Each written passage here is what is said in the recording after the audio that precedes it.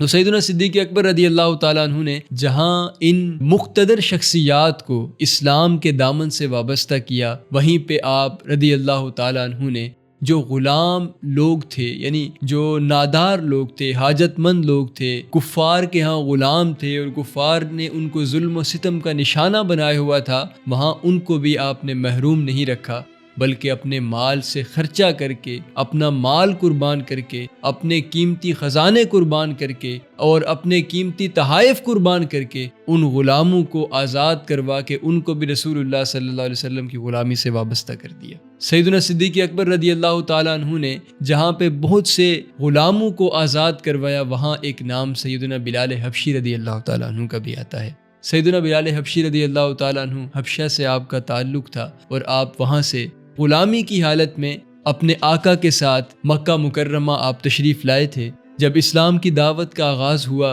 رسول اللہ صلی اللہ علیہ وسلم نے اسلام کی دعوت دی، تو کہیں آپ نے بھی اسلام کی دعوت کو سن لیا، اور آپ امیہ بن خلف کے غلام تھے۔ غلامی کے اندر ہی جب اسلام کی دعوت کو آپ نے سنا تو آپ نے فوراً اس دعوت کو قبول کر لیا۔ آپ نے یہ ارادہ کر لیا اور یہ اعلان کر لیا کہ میں اسلام کی دعوت کو قبول کرتا ہوں اور میں اللہ تبارک و تعالیٰ کی وحدانیت کا اقرار کرتا ہوں، اور میں یہ اقرار کرتا ہوں کہ رسول اللہ صلی اللہ علیہ وسلم اللہ کے پیارے رسول ہیں اور حضور حضرت محمد صلی اللہ علیہ وسلم اللہ کے نبی ہیں۔ آپ نے جب اس دعوت کا اقرار کیا تو لوگوں کو پتہ لگا کہ اب تو یہ مسلمان ہو گیا ہے، حضور کا غلام ہو گیا ہے۔ تو جو کفار تھے، دشمن تھے، وہ آپ کے خلاف ہو گئے، آپ کے دشمن ہو گئے کہ یہ غلام ہو گئے، کیونکہ آپ تو ایک غلامی کی کیفیت میں تھے اور غلام تھے، آپ کو ہر بندہ حقارت کی نظر سے دیکھتا تھا اور اسلام کو بھی وہ لوگ حقارت کی نظر سے دیکھتے تھے۔ تو جب آپ نے اسلام قبول کر لیا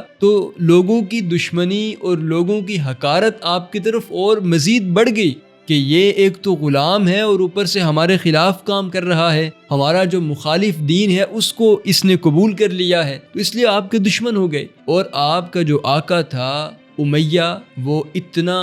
بدترین آپ کے ساتھ وہ ظلم و ستم کرتا تھا اور اتنا تشدد کرتا تھا کہ وہ جو مکے کے اوباش اور بدماش قسم کے لڑکے تھے، لوگ جنہوں نے دیکھا وہ کہتے ہیں کہ رسیاں دے کے ان بدماش لڑکوں کو یہ کہتا کہ اس کے گلے کو اور اس کی ٹانگوں کو رسیوں سے باندھ دو اور اس کو ان رسیوں کو پکڑ کے مکے کی ساری گلیوں میں گھسیٹو تاکہ دیکھنے والوں کو یہ پتہ لگے کہ جو اسلام قبول کرتا ہے اس کا انجام کیا ہوتا ہے۔ جب مکے کی گلیوں میں جو ہے آپ کو وہ گھسیٹتے تھے وہ اوباش قسم کے لڑکے، تو آپ اپنی زبان سے احد احد کی صدائیں بلند کیا کرتے تھے، اور آپ کی زبان جو ہے احد احد کی صداؤں سے تر رہتی تھی۔ سیدنا حسان بن ثابت رضی اللہ تعالیٰ عنہ فرماتے ہیں کہ میں اپنے علاقے سے مکہ مکرمہ حج کے لیے جب میں آیا تو میں نے دیکھا کہ ایک بندہ ہے، اس کو سارے مل کے جو ہے مکے کی گلیوں میں لڑکے گھسیٹ رہے ہیں، تو میں بڑا پریشان ہوا اور بڑا حیران ہوا کہ یہ کون ایسا ہے کہ جس پہ اتنا ظلم ہو رہا ہے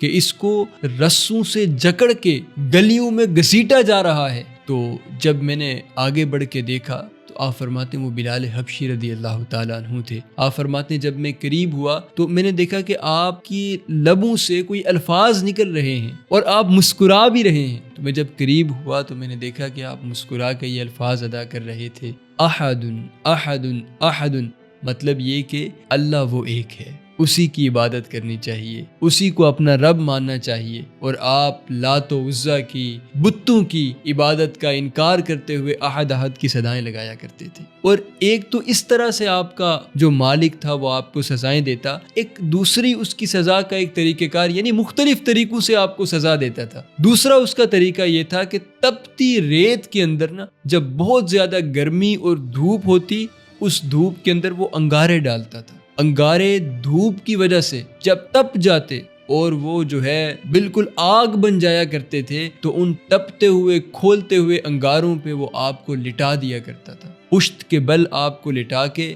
آپ کا جو مالک تھا وہ اتنا ظالم تھا کہ آپ کے اوپر چڑھ کے آپ کے گلے کو دبایا کرتا تھا اور کہا کرتا تھا کہ اب اگر تجھے اتنا شوق ہے اسلام کا اور تجھے اگر اسلام کے ساتھ تیری اتنی محبت ہے تو اب تو اعلان کر اسلام کا۔ تو اس وقت بھی وہ اپنی زبان سے احد احد کی صدائیں بلند کیا کرتے تھے۔ دیکھنے والے لوگوں کو ترس آتا، اور وہ جب اتنا ظلم و ستم آپ کا دیکھتے تو سیدنا بلال حبشی رضی اللہ تعالیٰ عنہ سے وہ آ کے کان میں کہتے، وہ قریب آ کے مشورہ دیتے کہ یار تم یہ الفاظ ادا کر دو کہ میں بتوں کی عبادت کرتا ہوں، تمہیں اتنے ظلم و ستم سے تمہاری جان چھوٹ جائے گی، تم ظلم و ستم سے بچ جاؤ گے، اتنے تشدد سے بچ جاؤ گے۔ لیکن آپ فرماتے تھے کہ میں کیسے اعلان کر دوں کہ میں لات و عزیٰ کی عبادت کروں گا، میں کیسے اعلان کر دوں کہ میں بتوں کو اپنا معبود مانتا ہوں، میں تو اللہ کو اپنا معبود مانتا ہوں جو میرا بھی خالق ہے، جو سب کا خالق ہے۔ میری زبان ان کلمات کو ادا کرنے کے لیے میرا ساتھ نہیں دے سکتی کہ میں بتوں کی عبادت کا اعلان کروں۔ اس قدر یعنی آپ کا اسلام کے ساتھ آپ کی محبت تھی، اس قدر اللہ کے مطیع و فرما بردار تھے۔